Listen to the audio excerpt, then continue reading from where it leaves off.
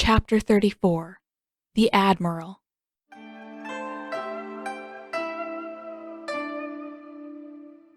He was making progress, Uncle told him. Training was hard. For him, it always was, but Uncle seemed to think that Zuko was finally getting the hang of the more advanced forms. Zuko tried to be happy about that. He was happy about that. Happy enough. He still wasn't anywhere near where he needed to be. He hadn't mastered any of the new forms yet, and he still had ages to go before he would reach an acceptable level in his training, but Uncle was working with him now. Zuko was moving forward. It was a start. Maybe that was all he could hope for. Excellent work, Prince Zuko. Uncle clapped him on the shoulder, seeming not to care about the sticky film of sweat across his back. We will resume tomorrow, and in the meantime, I believe the lieutenant had something to discuss with you. Zuko turned, and G curled his upper lip.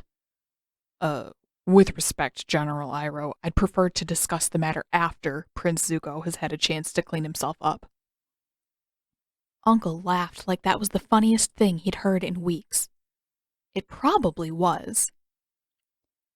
Zuko scowled at both of them and stomped off to his cabin. Even as they moved farther north, into cooler climates, the sun still baked down on him with every training session. It wasn't his fault that he turned into a sweaty mess by the end. It wasn't funny either. He slammed the door after him and scrubbed away the sweat before changing into his regular clothes. G probably wanted to argue about repairs and fuel again. Not that there was anything left to argue about. Their stop was only a few hours away now, and there was no possible way they could go further. He emerged a few minutes later to find G waiting in the corridor, arms crossed, looking severe. If you don't mind, Prince Zuko, we should probably discuss this somewhere private. Zuko raised his single eyebrow. That tone was unusual coming from G. If he didn't know better, he'd almost think it was respectful. But Zuko did know better. G had never respected him. Zuko was just bad at understanding people. Fine. He closed the door behind him and followed G up to the control tower. This was probably going to be a waste of time, but it wasn't like he had anything better to do. G kept his silence until he closed the door to the control tower after Zuko. You know we're dangerously low on fuel. Yes, this was definitely going to be a waste of time. I know, Lieutenant. That's why we're docking later today. Zuko had already made all the necessary arrangements. There would be extra guards for the waterbender, extra watchmen on the deck and the observation platform to keep an eye out for the monk. That was the best he could do for now. And once the repairs were finished and the ship refueled, they could return to sea and everything would be normal again. Or as close to normal as things ever were for him. And, if everything went well, Zuko might even be able to look for the monk while they were docked. I understand that. We're cutting it close, but I think we can make it to YG. G uncrossed his arms and pointed out the south-facing windows toward the horizon. But that is a bit concerning, don't you think? Zuko squinted into the brightness. All he saw was sea and blue sky, with a strip of mountainous coastline miles to the east. Nothing remarkable at all, but when his eyes adjusted, he could make out a faint, dark smudge against the sky. Smoke. Directly south of them and half concealed by the glare of the sun. That's Zhao, I expect. G finished for him. I can't think of anyone else who'd be following us. Zuko could think of several others, but none who would leave trails of smoke in their wake. His hands clenched. We can't outrun him. Zuko wanted it to be a question. He desperately wanted it to be a question, but he knew better. They couldn't run at all. G shook his head. Not unless you want us to fill up the engines with wood. Would that work? He hated the desperate, childish hope that snuck into his voice. I've done it before. Wood burns cooler than coal, and it clogs up the engines, but we could keep moving. G shaded his eyes, watching the smoky smudge in the distance. Don't know if that would give us enough speed to outrun him, or if we'd survive going any faster, but... Zuko's heart sank. He couldn't tell if the speck on the horizon was already growing larger, or if it was just his imagination, but it looked closer. It looked inescapable. Why are you telling me this, Lieutenant? Because we're under your orders, Prince Zuko. He almost wanted to laugh. That was new. G never came looking for orders. He never sought Zuko's opinion deliberately, especially at times like this when the only alternatives were bad. What choice do we have? If we don't keep our course, we either sink or run out of fuel, and Zhao is going to catch up either way. His jaw clenched and he pinched the bridge of his nose before looking out to sea again. Why even ask? Going anywhere other than YG is a death sentence. G shrugged. That's what I thought about the typhoon too, but you pulled us through. I had to at least ask. Zuko scoffed and shook his head. Luck had pulled them through the typhoon. The only thing Zuko had done was push the ship out the other end as quickly as possible while he tried to keep the crew from losing their collective minds. If the storm had been any worse, if it had carried on any longer, then he couldn't have changed anything. But at least then there had been a chance. Now, even if the ship stayed afloat, running would look suspicious. Zhao would assume the worst, and he would act accordingly. We have to go to YG for fuel, Zuko said. When Zhao finds us... His pulse sped up at the thought, and the old, healed burn on his arm stung. I'll just have to be prepared. He felt G's gaze on the side of his face. What do you expect Zhao to do? Anything. Zhao knew no remorse. He could attack Zuko and his crew, call another Agni Kai, search Zuko's ship for the monk, try to take the waterbender away, or he could do all of that. He could do even worse. I don't know, Zuko snapped. Just keep us on course, Lieutenant, and alert me as soon as you identify that ship for sure.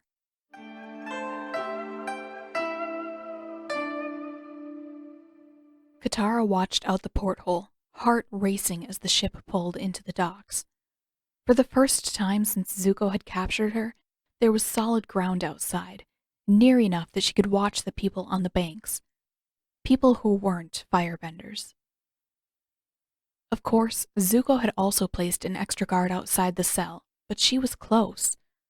So close to breaking herself free, to running to dry land, to finding the boys and flying far away from here.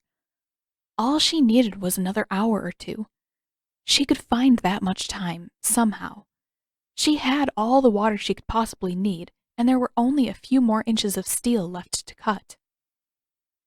You, Masao barked behind her. Away from that porthole. Katara scowled back over her shoulder. Taro shook his head and whacked the older man. What do you think she's going to do? Melt herself through the glass? Masao whacked Taro back. She's a waterbender. There's water outside, isn't there? Katara's forehead scrunched in confusion. You do realize that this is a ship, don't you? There's been water outside the entire time. Exactly. Taro crossed his arms. If she was going to do something with the water outside, don't you think she would have done it by now? Katara scowled again and turned back to the porthole. Taro was right, but she didn't need to be reminded. She could almost feel the water's presence outside, but it was too far for her to reach. And even if she could take hold of the water out there, what could she possibly do with it? The hull was still too thick for her to cut through without the help of the Avatar state. Maybe she should try that. If she could get into the Avatar state, Maybe she could use the water outside to cut away the entire wall and escape that way. She wouldn't have to wait around for the guards to leave her alone if she didn't have to sneak around the ship to get out. But she wasn't exactly confident in her ability to get into the Avatar state. She could waste a lot of time sitting around meditating and never reach the Avatar state. Or she could get into it and fail to free herself. Or she could free herself and escape, but the guards would know who she was and spread the word to all of their firebender friends, and then there would be even more people after her. Zuko was bad enough on his own. She didn't need any other pursuers. She would just have to wait and do this the way she'd been planning all along. "What are we stopped for?" she demanded. "Supplies and repairs, mostly," Taro said. "That's why we've been moving so flaming slow for the past few days," Masao added. "Can't go too fast or all the dents and dings from the typhoon will pop open and we'll all go flying into the sea." She snuck another glance outside. "Aren't any of you going to shore? It's been a long time since we landed." Masao scoffed. "You must think pretty highly of Prince Zuko, letting us go to shore." Taro rolled his eyes. "You're always the last back on the boat when shore leave is up. Don't act like you don't get your time." He looked at Katara. "Maybe we will, but there are a few other things to take care of first."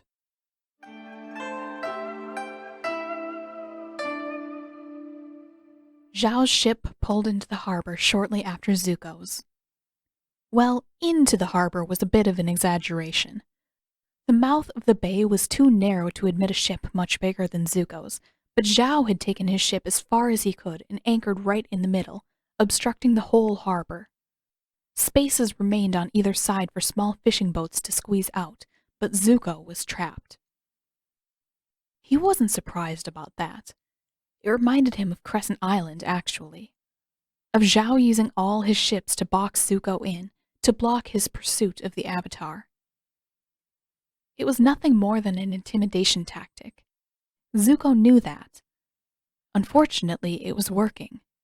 Though it had been more than an hour since they docked, though he hadn't seen any sign of Zhao coming closer, Zuko's stomach kept twisting itself into knots. Zhao could come closer. Zhao could do worse than trapping him here. But he tried not to think about that. The supplies and workmen had been procured. G was taking them around to assess all the storm damage. One of the other men had gone off to order fuel and supplies, and Zuko still had plenty to do. This stop had to be as brief as possible, which meant that they had to resupply quickly, which meant that Zuko had to check all of their provisions. And maybe, if he was lucky, keeping his mind occupied with that would drive Zhao out of his thoughts. Or that was the idea, at least. Zuko was halfway down the stairs to check their supply of fresh water and food when a distant shout reached him from the deck. His head snapped around, and he jogged back up the stairs. "What is it now?" One of the watchmen waved toward the mouth of the bay. "Skiff's coming. The Admiral is coming to port." Dread filled him from the bottom up. "Is he coming toward us?" His feet were rooted in place, and he forgot to breathe. The watchman peered out his telescope again. Looks like it." An icy hand gripped his insides, and Zuko forgot about checking the water supply. There were more important things to do now. Things like getting his story straight with Uncle, and making absolutely sure that Zhao would never set foot on his ship.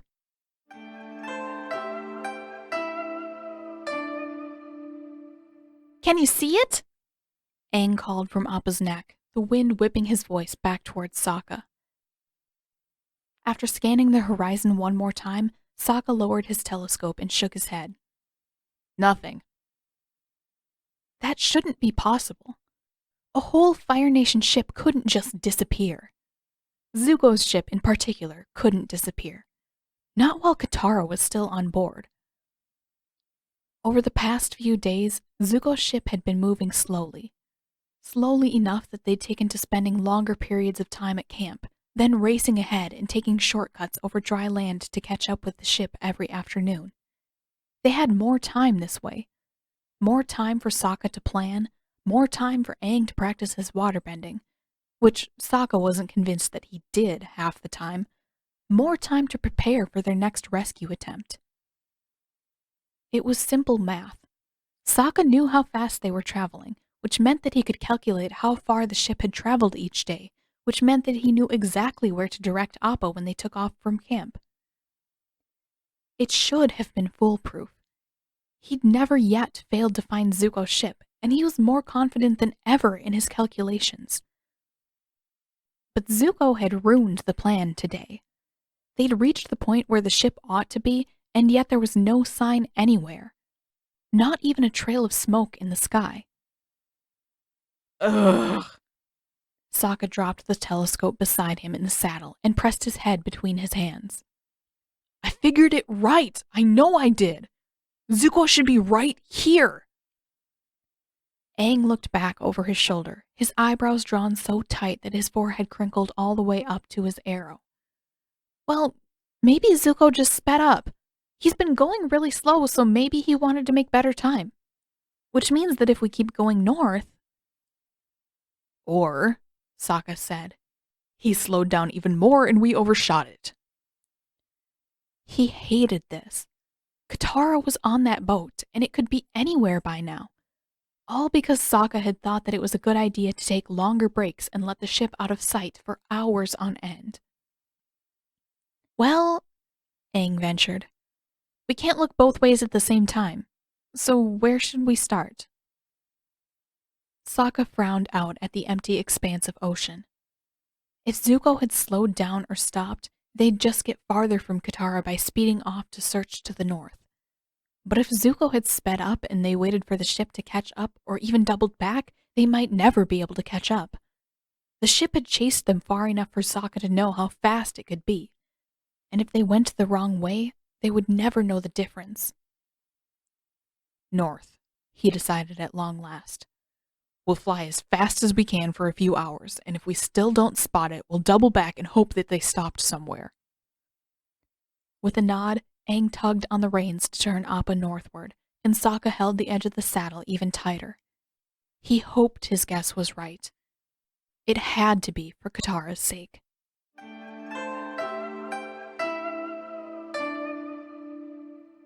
After a while, watching out the porthole got a little dull.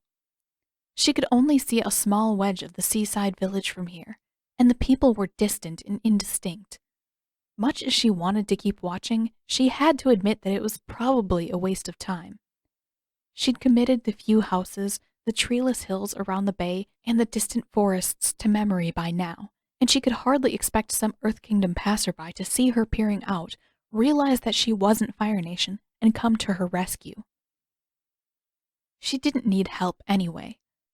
As long as she waited for the right opportunity, she'd get out just fine on her own. That was the hardest part. So much waiting. She was sick of Masao's grumpiness and Taro's attempts at conversation in almost equal measure. All she really wanted was a few minutes alone, but it didn't seem like she'd be getting that anytime soon. So she did the only thing she could think of. After freezing the water in the sink for the 12th time since they'd landed, she pulled as much moisture as she could from the air. Only a few drops. It wouldn't be enough to practice her forms, but if it kept her mind and hands occupied, she couldn't ask for much more. Perched on the edge of the bunk, she shaped the droplets into a sphere the size of a large pea, then pulled outward until it flattened and expanded into a disc. Frowning in concentration, she pulled at the sides, stretching delicate legs out from the edges one at a time until she had a lumpy, wobbly approximation of a snowflake. One of the legs was shorter than the others, so she gave it another small tug, and the whole droplet shot out of her control and splashed into the wall. Apparently she had to be more delicate. She gathered the water back up and started over from the beginning. Sphere, disc, then the legs. She moved slower this time, and just when she was almost satisfied with the symmetry, The door at the top of the stairs slammed open, and 2 more sets of footsteps descended her direction. Already? It seemed a little early for a shift change. Get up, waterbender. She gave Zuko a sideways scowl, then turned back to her half-hearted snowflake. It looked more like a wilted flower than anything else. Stupid Zuko. That one was his fault. I'm not sleeping. I don't know what you're yelling about. Zuko didn't acknowledge that. Instead, he thrust a rumpled bundle of blue at her through the bars. Someone important wants to meet you. Hurry up and change. Katara's eyebrows crept downward as she stared out into the hall.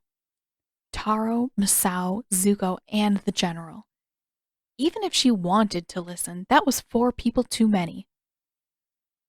Sorry, I'm not interested. That's not a request. Zuko's voice sounded ready to crack, and if she wasn't mistaken, she thought she saw his hand shake just a bit. She met his gaze for the first time. Though his uniform was in order and his hair, well, it wasn't good, but it was no more stupid than usual. Something about her made her think about that night. The night when he'd burst out of nowhere, still wearing half of his masky disguise, just to wake her up and ask silly questions. He looked frazzled, that was probably it. His eyes were a little too wide, a little too wild, and the hand holding her clothes through the bars was shaking a little. She stood. I'm not your entertainment. I'm not an amusement you can trot out for important people to gawk at. Miss Katara, the General interrupted kindly. I assure you that this is nothing of the sort. She glared at the General, then turned to Zuko again. Whatever this was had to be his idea. What is it then? And why do I have to change? Have those even been washed since yesterday? Zuko scowled at her for a second before he dropped the bundle on the end of the bunk and turned back toward Misao and Taro. You two, out. I'll call you back once this is over. You haven't answered any of my questions. The General looked like he wanted to speak, but he remained silent until the door finally closed behind the 2 guards, then gave Zuko a nudge. Admiral Zhao, Zuko finally said, his voice taut. He's insisting on seeing my prisoner. Zuko swallowed visibly and looked upward. He thinks I'm keeping the Avatar hidden from him. Something heavy and cold landed in the pit of her stomach. What was that supposed to mean? Was this about Aang?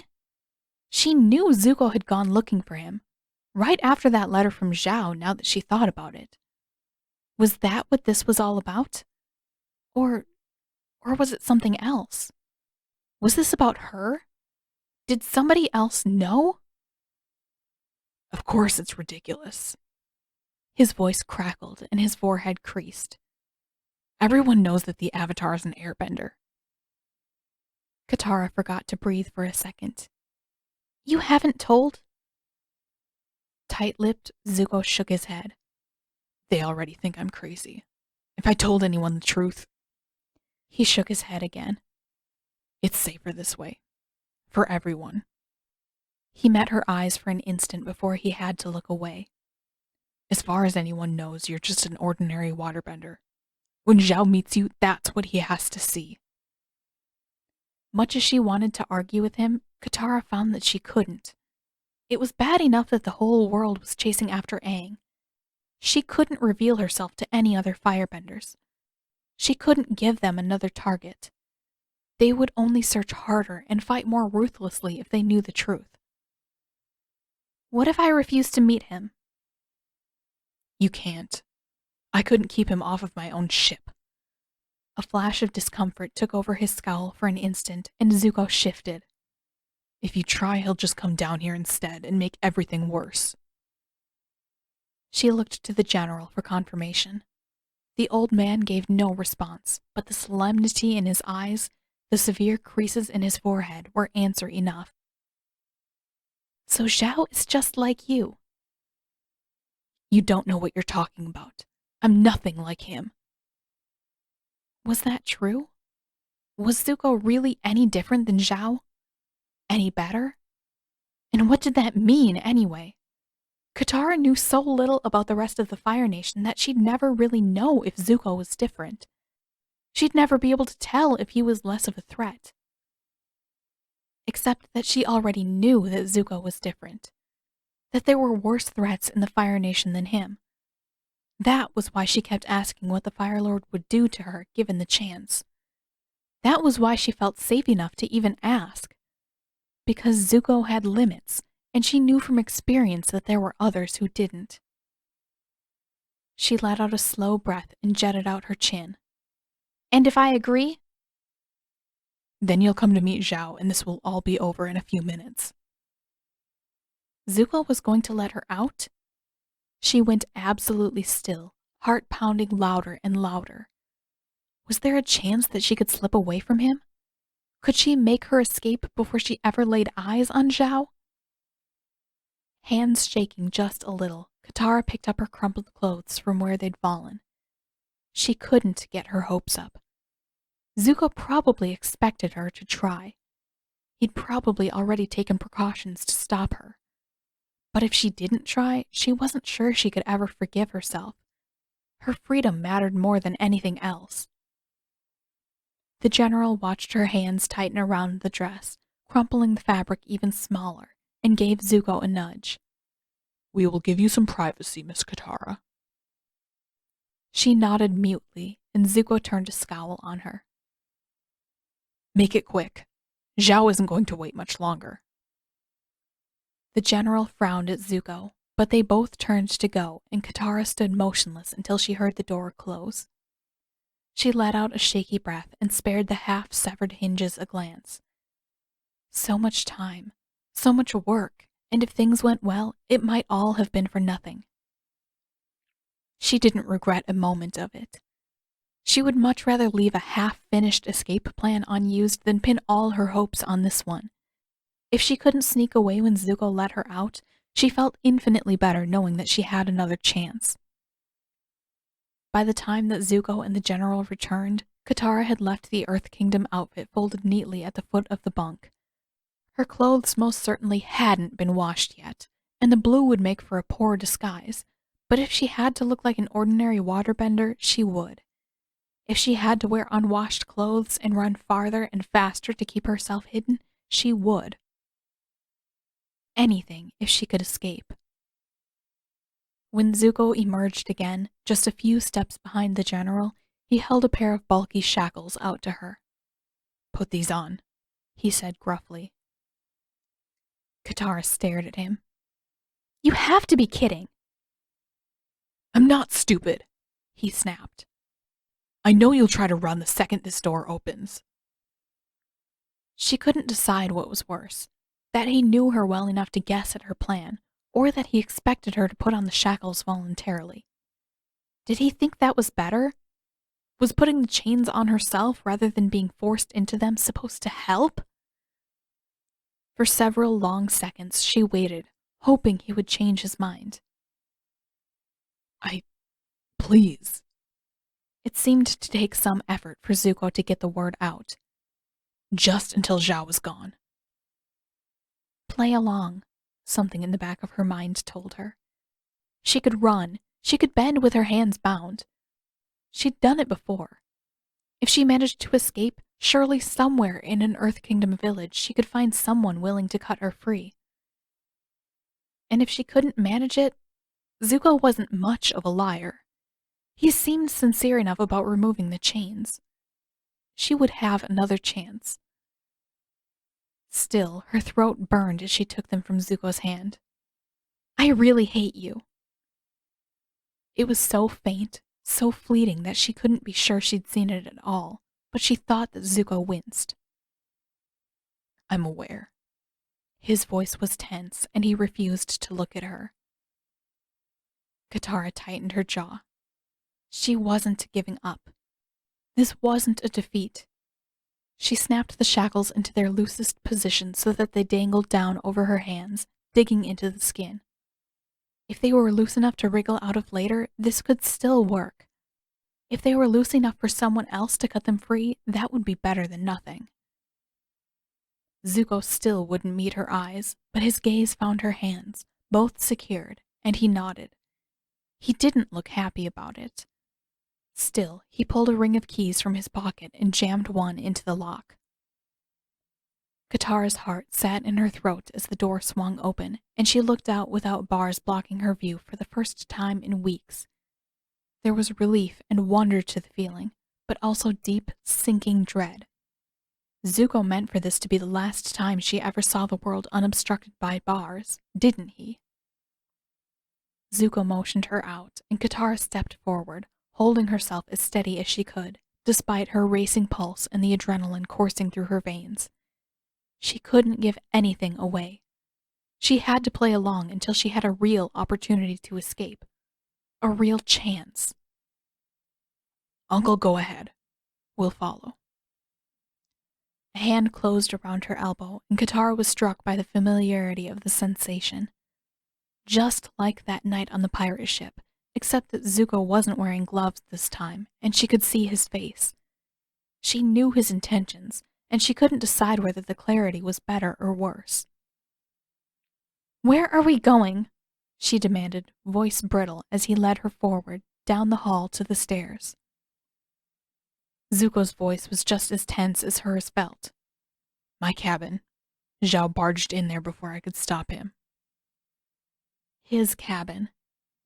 She imagined opulence, a spacious cabin, an enormous bed, red banners and golden ornaments hanging everywhere.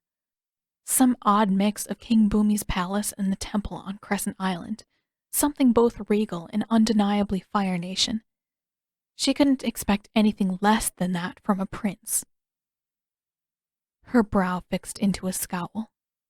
"And what makes this guy so important that he can barge into your cabin and you'll still go out of your way to satisfy his curiosity?" From the corner of her eye, she saw Zuko's jaw muscles working. He's an admiral. "So? You're a—" Her voice cut out when they mounted the stairs and she saw the corridor above lined with soldiers. All in full armor, all wearing their helmets with the white, skull-shaped cutouts, and all staring at her. She remembered those masks far too well. Her blood ran cold, and for a second she almost forgot where she was. Zuko's grip on her arm tightened, and he tugged her forward. And there's that. Keep moving, waterbender. Her legs felt numb, and she couldn't take her eyes off of the dead, empty eyes of those helmets. Zuko kept pulling her, and somehow she kept moving. So much for running away. So much for breaking out of Zuko's grasp and sprinting for the ocean. Even if the sight of those skull-shaped cutouts didn't flood her memory enough to leave her half paralyzed, there were too many firebenders. She couldn't fight them all. She couldn't even outrun them all. And under those helmets, she couldn't tell whether these were firebenders she'd come to recognize, or if they were strangers. Strangers, she had to assume. Even Zuko seemed a tiny bit uncomfortable, a tiny bit tense as he pushed her down the hall, between the parallel rows of featureless soldiers. If these were his own men, Zuko wouldn't be nervous. Katara expected a longer trek, more twists and turns past more soldiers, around and about the ship to wherever the fanciest cabin was. Instead, Zuko led her up the stairs, a few paces to the right, then through a half-open door on the opposite side of the corridor. She blinked, waiting for her eyes to adjust to the relative darkness as Zuko closed and locked the door behind her. And once she could see more clearly in the dimness, well, the sight certainly surprised her. After everything she'd come to expect, Zuko's cabin was profoundly underwhelming. Though his bunk looked more comfortable than the one she'd been sleeping on, there were few other decorations or comforts, and the cabin could hardly have been more than 2 paces larger than the cell in either direction. "This is your cabin?" she asked Zuko incredulously. He scowled down at her and clamped his hand on her elbow again. What do you think it is, a bathroom? She opened her mouth to snap back at him, but a deep voice cut her off before she had the chance to speak. You kept me waiting long enough. From his place at the back of the room, a man with bushy sideburns turned away from the banner he'd been examining to face them. Katara recognized him, but only vaguely. If Zuko hadn't mentioned Crescent Island, she wasn't sure she would have remembered Zhao at all. He was menacing, but that was hardly unusual for a firebender. I told you, she's a difficult prisoner, Zuko snarled, pushing her a few steps farther from the door. Hey! She wasn't any more difficult than Zuko himself. Katara kicked him in the shin. Ouch! He glared down at her. This is exactly what I meant. With a dismissive shake of his head, the Admiral clasped his hands behind his back and walked a slow circle around them both. I don't know why I expected the difficulty to be anything more than juvenile bickering. He stopped by Katara's left side and leaned a little too close for her liking. A little water tribe peasant. This is the prisoner you were so determined to hide from me? Katara pulled as far away as she could, and although Zuko's grip on her arm didn't loosen, he let her. From the corner of her eye, she caught a glimpse of the general by the door, frowning with his hands clasped across his stomach. Even he looked wary of Zhao, which wasn't exactly reassuring. She's a friend of the Avatar, Zuko answered, his voice stiff. And what do you hope to accomplish with her, Prince Zuko? Do you really think this little girl is going to help you capture the Avatar? Zhao chuckled, and a chill ran up Katara's spine. What does it matter to you? I won the right to keep chasing the monk. Won is a strong word for what happened that day. Zhao rounded a little farther and grabbed Katara's chin, wrenching her face upward. She jerked back, and the Admiral laughed again. Nothing remarkable at all. Are you even sure she's a bender, Prince Zuko? The Southern Water Tribe. Don't tell me that you paid so little attention to your history lessons. Katara bristled, and pinpricks of red danced at the edge of her vision. Zhao sounded almost smug about that, like what the Fire Nation had done to her people was something to be celebrated. Like her people didn't matter anymore because she was their only remaining bender. So much for the firebenders in the corridor. So much for the skull shapes in the helmets that called back all her worst nightmares. She wanted to fight this guy, and she was too angry to care who saw. Take these chains off of me, and I'll show you how well I can bend, she hissed. Bold talk for such a little girl, Zhao said. Katara tried to kick him, but Zuko seemed to anticipate her movement, and he wrenched her back before she could make contact. Don't, Zuko growled, angling himself ever so slightly in front of her. He glared up at the Admiral. If you're so convinced that I'm running this mission the wrong way, you can take your men and get off my ship, Admiral. I'm going to keep searching the way I see fit. By all means, Prince Zuko. Who am I to tell you how to conduct your little vanity project? She felt Zuko almost lunge forward, then restrain himself at the last instant. The grip on her arm was just a little tighter than before, just short of uncomfortable. You didn't consider it a vanity project when you shut down all of Po Hui to celebrate the monk's capture. Katara's heart skipped. The night when he'd woken her up just to ask how old Aang was. The night when she'd noticed the burn scar on his arm for the first time and realized who Maskey had been all along. That was why Zuko had been sneaking around? Because Zhao had captured Aang? The Admiral's glare darkened, and he stood a little straighter, towering over both of them. All three of them, actually. The general still hung back, but Katara could almost feel his presence, his gaze trained on Zhao, watching for any sign of trouble. Zhao stepped to the side, looming over Zuko this time. You wouldn't happen to know anything about that, would you, Prince Zuko? I understand that your ship wasn't very far off when the monk slipped out of my grasp. From the corner of her eye, Katara watched the muscles in his jaw working. All I know is that you sent a letter congratulating yourself one day, and another to say that you lost the monk the next. Katara racked her brain for the details of that night. Zuko had denied knowing where Aang was, but he'd never said anything more than that. He'd never denied seeing Aang. He'd asked too many questions for it to be idle curiosity. So Zuko must have known where Zhao was keeping Aang. He must have gone there in disguise, broken Aang out, and then what? Had Aang escaped from him? That made the most sense, except Zuko hadn't been angry enough for that. Had Zuko let Aang go free? Is that so? The Admiral meandered across the room to where a pair of swords hung on the wall. He ran his thumb along the edge of one of the blades. In ready condition, I see. He looked back over his shoulder. I don't suppose you know how to use these, do you, Prince Zuko? Though his tone remained relatively even, the accusation was clear. Why would I?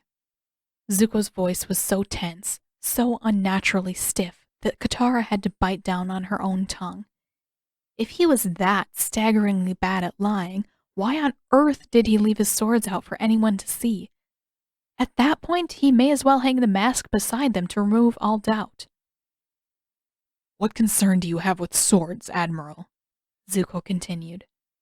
I thought your division was made up of benders. Only that I've heard reports that the Avatar didn't escape unaided. A man wielding dual swords was spotted lurking around the stronghold on the night of his disappearance. A long pause. The night when your ship was anchored just a mile away. Zuko's voice crackled when he spoke again. Are you accusing me of something, Admiral?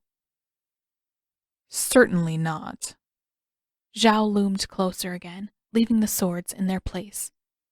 You, of all people, know that it would be high treason to release such a valuable prisoner.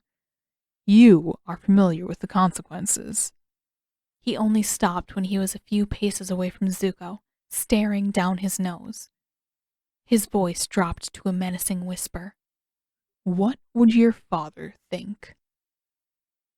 Zuko spluttered, and from the corner of her eye, Katara watched some of the color drain from his face.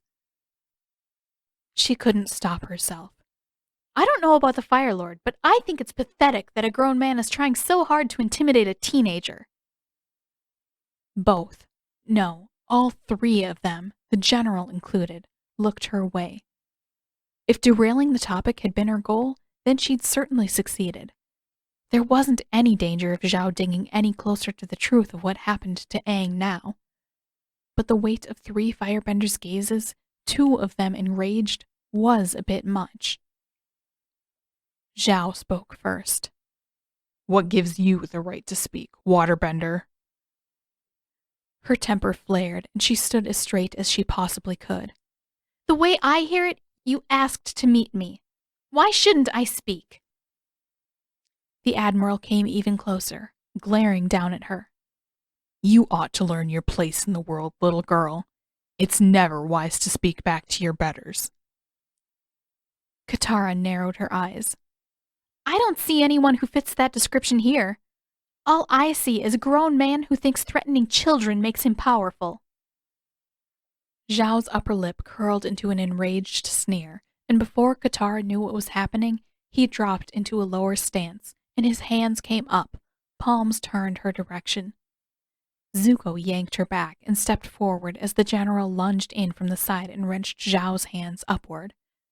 There was an oppressive rush of heat and light, and when Katara's eyes focused again, there were streaks of sooty black etched on the ceiling.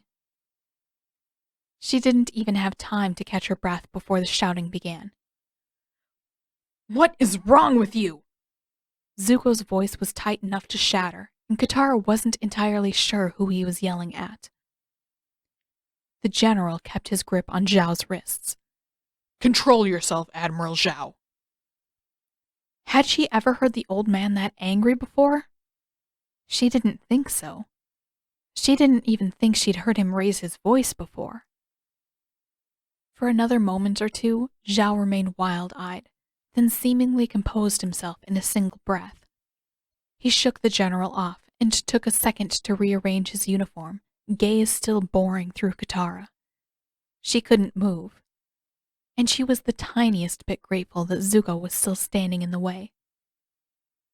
I'm not in the habit of indulging this kind of insolence from prisoners, Zhao said. but I suppose in this instance I must respect the choices that my prince has made. His voice was heavy with sarcasm. Zuko extended an arm to hold Katara back, and she got the sense that he was trying to restrain himself, too. She couldn't blame him. Though her heart was still racing from the Admiral's attack, rage was beginning to bubble up in her stomach again. But I want to be very clear, Zhao continued, that such behavior would never be tolerated on my ships, nor anywhere else in the Fire Nation. You're lucky that Prince Zuko is such a soft-hearted failure. It won't be the same anywhere else, I assure you. Admiral Zhao, the general barked. Though he stood a full head shorter than the Admiral, his voice commanded Zhao's attention. That is quite enough. She heard the beginning of another interjection from Zuko, but before he could finish, a pounding at the door interrupted him. Katara whipped back toward it. What now? With a smirk, Zhao elbowed his way past all of them. You don't mind, do you, Prince Zuko? Only the slightest mocking edge remained in his tone. He gave a short, almost convincing bow before he continued. I hate to presume, but I believe that's for me. Again, Zuko started to say something, but again, Zhao didn't give him the chance to finish. He unlocked the door and swung it open to admit a soldier in from the corridor. Katara couldn't help but take a tiny step to the side, edging just a bit behind Zuko. Those helmets again. She hated those helmets even more than Zuko. Much more than Zuko. We've searched the ship, the soldier announced in a deep, muffled voice. Every inch. No sign of the Avatar anywhere. You've what? Zuko lunged forward and jabbed a finger at the soldier's chest. This is my ship. What makes you think that you have any right to? It was my order, Prince Zuko, the Admiral said smugly, advancing behind him. I know that, Zuko snapped. And I told you that there was nothing to find. You had no right to search my ship. The side of his face that she could see grew redder with every word, and he jabbed his finger accusingly at Zhao this time. This is my mission, and now that you know I'm not hiding anything, get off of my ship. Zhao's smile only broadened. He made a great show of bowing again before he motioned the soldier out and shut the door. I would be delighted to leave, but I'm afraid that I have orders that supersede even yours. Zuko spluttered. But my father... The Fire Lord has requested that I call off all inessential missions and gather all our forces for more important operations. I thought you would prefer to hear it in person rather than by letter. But my mission is essential. The Avatar is a small child, hardly worth the resources you've wasted on him. Zuko kept reddening all the way back to the tips of his ears. He got away from you. Do you have any idea what else the Avatar is capable of? It hardly matters. Once this mission is complete, the Avatar will never be a concern for the Fire Nation again. Zhao narrowed his eyes and shot a look at Katara. You've wasted your time keeping the bait fresh. By now, Zuko was positively shaking. His voice dropped, and he took a small step back. Get off of my ship, Admiral. Take your men with you. I don't want to see a single one of you when I get back. Is that understood? Without so much as a pause, Zuko grabbed Katara by the elbow again, his fingers digging into her skin, and slammed the door open.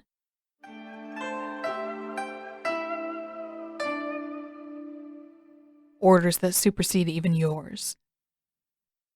The Fire Lord has requested inessential missions. The Avatar will never be a concern for the Fire Nation again. Zuko tried to drown out the echoes. He couldn't listen to them. He couldn't believe them. Zhao was lying. He had to be. The Avatar was important. The Avatar would always be important. Father wouldn't take away Zuko's last chance to go home like this. He wouldn't. Not now. Not when Zuko was finally getting close. Not now when he finally had a chance to succeed. The waterbender squirmed. Zuko, if you don't stop squeezing my arm, I'm going to kick you again. Was he squeezing? He couldn't tell. He pushed her toward the stairs and followed half a step behind her, letting the door slam shut after them. What were you thinking? He asked, his voice tight enough to crack. You can't argue with Zhao like that. He was going to burn you. He might have killed you. Oh, and you're concerned about my safety now? Is that what this is about? She snorted, not looking his way. Brilliant timing, Zuko. He couldn't find a response to that. He realized he didn't care. The burn on his arm, though long healed by now, was hot and aching. You don't have any idea what kind of person Zhao is. They approached the cell and his vision blurred a bit around the edges. You don't know what he's capable of. I think I got a pretty good idea when he tried to firebend at me. Zuko shoved the girl through the open door, and she gave an indignant yelp when she nearly tripped over the bottom of the frame. Before she could look back, he grabbed the door and slammed it shut after her. You don't know, he repeated. Zhao is... He fumbled with the keys, almost dropping them. Why were his hands shaking? They shouldn't be. He wasn't afraid of Zhao. He was angry. Angry at someone. He didn't know who exactly. Not just Zhao. It felt too wild, too unpredictable to just be Zhao. Her voice was close and quiet when she spoke again. You said you were better than him. Zuko glanced up just long enough to see the girl staring into his eyes. Do you still believe that? You think you're better than Zhao? He finally found the right key and jammed it into the lock, twisting until it clicked shut. By his own nation's standards, he was a failure. He was too soft for his own good. He couldn't be the same kind of ruthless, efficient leader as Zhao. According to every single thing that mattered in the Fire Nation, Zuko was worse. But he wasn't as cruel. He wasn't as thoughtless. He reached through the bars and grabbed her wrist, fumbling again for the right key to remove the shackles. You're better off because I'm not Zhao. The girl kept staring, her gaze so even and so sharp that it could have carved through his flesh. For now. Excuse me? Maybe you aren't going to hurt me, but what happens if you go through with your plan? If you manage to take me back to the Fire Nation, am I going to be any better off? Of course she would be. Zuko would never do any of the horrible things that Zhao would do. He wouldn't hurt her. Hadn't he done enough to prove that? Wasn't it enough that he'd gone out of his way to make sure that she was getting enough to eat and drink? That he'd asked Uncle to make sure that she felt safe enough to rest? That he'd taken his entire crew on a detour to find her a change of clothes, then given her water to bathe? That he'd given her necklace back to her? Wasn't it enough that he'd pushed her out of the way and shielded her when Zhao tried to burn her? But after this was over, he felt a little lightheaded and it hurt to breathe. You might not have hurt me yet, but if you're planning to take me back to the Fire Nation, it's still going to be the same thing in the end. He clenched his jaw and the key clicked in the lock, freeing one of her wrists. If you want me to believe that you're better, you have to prove it. His voice came out hoarse, and he swallowed, then pulled back from the bars. I'm not the same as Zhao. Taking you back there isn't the same. Different doesn't mean better. Her voice crept higher. You've never answered me when I asked you what would happen if you took me back. Why? Zuko choked on the words a little. Because I don't know what my father would do. She shook her head. That's ridiculous. You have to at least know what your own father is like. He did know. Zuko knew Father. He knew how Father saw the other nations, how he saw Zuko himself. He knew how far Father was willing to push the Fire Nation in battle. But he didn't know what Father meant to do with the Avatar. He wasn't even sure that Father knew that.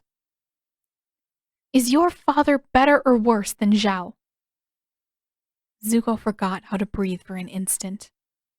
They couldn't be compared. Zhao and Father were different. So different. But to compare one to the other, that was impossible. Wasn't it? His pulse roared in his ears, and his chest felt even tighter. He couldn't keep listening to her. The waterbender's questions were wrong. Father was Father. He was the Fire Lord. His word was law, no matter what. Zuko took another step back. He had to get away.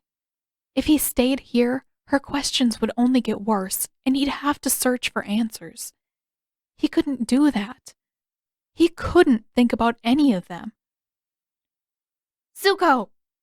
Her voice reached him through a haze, but he was already turning, already making his way back for the stairs, back for the privacy of his cabin, somewhere, anywhere that he could lock himself away and block out the thoughts and the echoes of her voice. Zuko!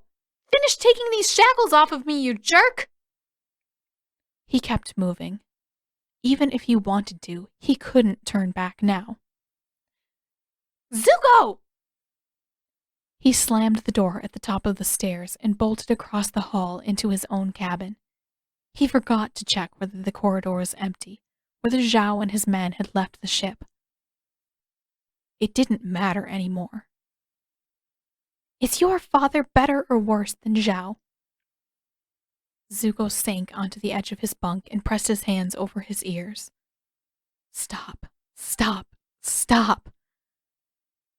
Zhao was incompetent. Zhao was cruel. Zhao would burn people for the crime of speaking out of turn.